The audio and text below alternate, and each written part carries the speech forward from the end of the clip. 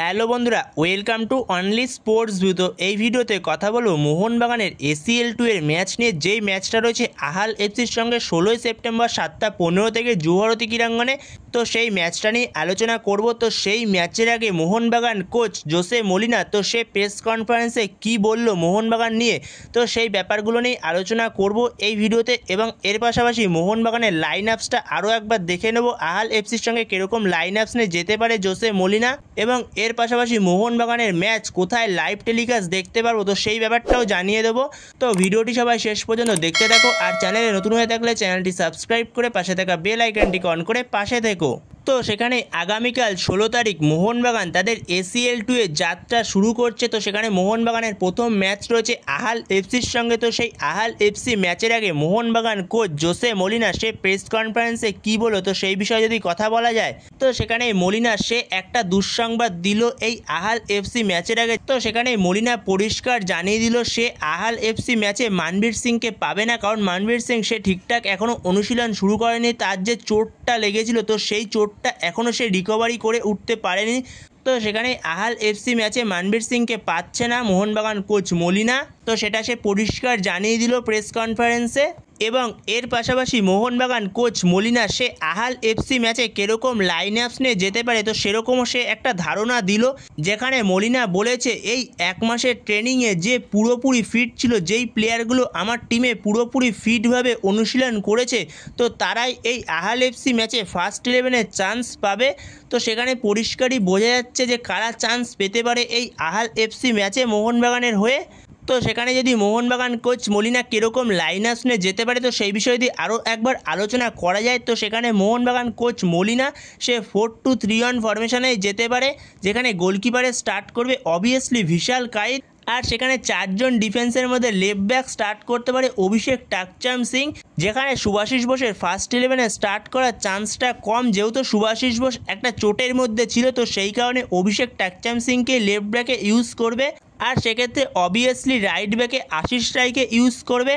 আর সেক্ষেত্রে মেন দুজন centre back হতে পারে, একজন হবে আলবার্তো রড্রিগেজ অবভিয়াসলি, তো তার পাশে আরও একজন বিদেশি সেন্টার ব্যাক ইউজ করতে পারে, টম অ্যালডেটকে ইউজ করতে পারে, অথবা ভারতীয় সেন্টার ব্যাকের মধ্যে মেহতাব সিংকে ইউজ করতে পারে। তো এই জায়গাটায় কোচ যেরকম চাইবে তো সেরকমই সে ইউজ করবে। তো সেখানে মোলিনা এই দুটো অপশানের মধ্যে একটা অপশান চুজ করে তাকে স্টার্ট করাবে ফার্স্ট 11-এ। তো এই হলো মোহনবাগানের ডিফেন্স লাইন। তো এরপরে যদি মাঝমাঠ নিয়ে কথা বলা যায় তো মাঝমাঠে অল ইন্ডিয়ান মাঝমাঠ মোহনবাগানের। তো সেখানে অবভিয়াসলি একজন হবে আপুয়া, তো আপুয়ার পাশে আরেকজন হতে পারে দীপক তাংড়ি। তো সেক্ষেত্রে যদি আপুয়ার পাশে একটা ব্লকার খেলাতে যায় তো সেক্ষেত্রে অবভিয়াসলি দীপক তাংড়িকে ইউজ করবে, না হলে সেখানে অনিরুদ্ধ থাপাকেও ইউজ করতে পারে। তো এটাই হবে মাঝমাঠ মোহনবাগানের কালকের ম্যাচের জন্য আহাল এফসির জন্য। তো এরপরে যদি উইংয়ের কথা বলা যায় তো সেক্ষেত্রে উইং থেকে লেফট উইং থেকে লিস্টান কুলাসোকে স্টার্ট করাবে, রাইট উইং থেকে সেক্ষেত্রে মানবীর সিংয়ের বদলে সেখানে কিয়ান নাসিরি স্টার্ট করবে, যেহেতু মানবীর সিং এই ম্যাচে নেই তো সেক্ষেত্রে কিয়ান নাসিরিকে স্টার্ট করাতে পারে। তো কিয়ান নাসিরির ওপর অনেকটাই দায়িত্ব থাকবে রাইট উইংয়ের ক্ষেত্রে, যেখানে মানবীর সিংয়ের অভাবটা তাকে পূরণ করতে হবে রাইট উইং থেকে। আর সেক্ষেত্রে লেফট উইং থেকে রবসান যেহেতু এখনও পর্যন্ত পুরোপুরি ভালোভাবে প্র্যাকটিস করেনি, সদ্য সে এসেছে, যেখানে সে কিছুটা সময়ের জন্য প্র্যাকটিস ম্যাচ খেলেছে তো সেখানে রবসানকে সেকেন্ড হাফে ইউজ করতে পারে মোলিনা। তো সেইখানে সেক্ষেত্রে লেফট উইংয়ে ফার্স্ট হাফে লিস্টান কুলাসোকে ইউজ করবে, আর অ্যাজ এ অ্যাটাকিং মিডফিল্ডার নম্বর 10 রোলে সেক্ষেত্রে সাহাল আব্দুল সামাদকে স্টার্ট করবে। সাহাল আব্দুল সামাদের প্রতি ভালো রকম ভরসা রেখেছে মোলিনা এই সিজনে, তো সেখানে সাহালকে স্টার্ট করাবে অ্যাজ এ নম্বর 10। আর ওপরে একজন স্ট্রাইকার স্টার্ট করবে সেক্ষেত্রে জেসন কামিন্স। তো জেসন কামিন্সকেই হয়তো ফার্স্ট 11-এ স্টার্ট করাতে চলেছে কালকে মোলিনা। তো সেখানে যেরকমটা আপডেট পাওয়া যাচ্ছে আহাল এফসি ম্যাচে হয়তো মোলিনা 3টে বিদেশি নিয়ে স্টার্ট করতে চলেছে।